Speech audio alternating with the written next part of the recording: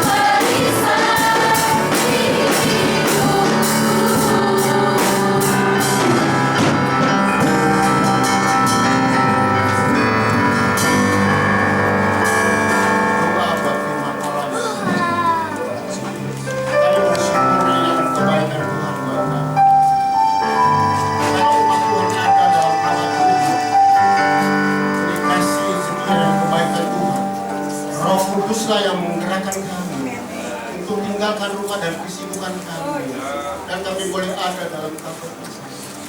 Kami tahu bahwa pada minggu ini kami telah merasakan kebaikan dan pertolongan.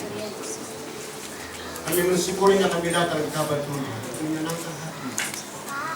Kami boleh merasakan persekutuan, kami memuji, memuliakan nama-Mu.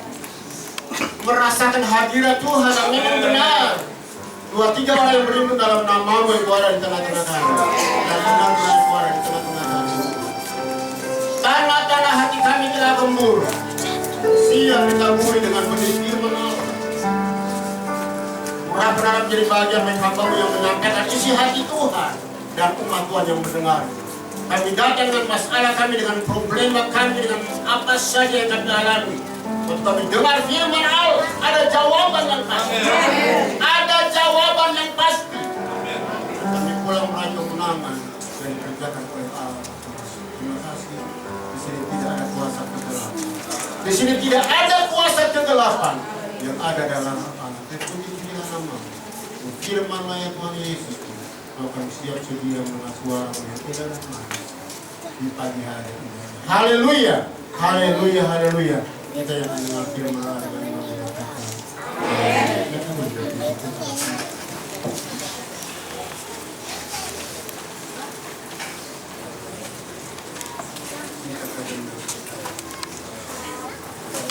Karantina pelayanan GKJ Bethesda kilometer 2 Makareti. Kita bersyukur berada di tengah pagi hari ibadat dalam saya. Puji Tuhan. Mari Bapak Ibu kekasih jemaat Tuhan, saya ajak kita buka bersama-sama dengan kebenaran firman Allah yang terangkat di dalam Injil Matius 21 ayat 12 sampai dengan ayat 13. Injil Matius 21 ayat 12 sampai 13.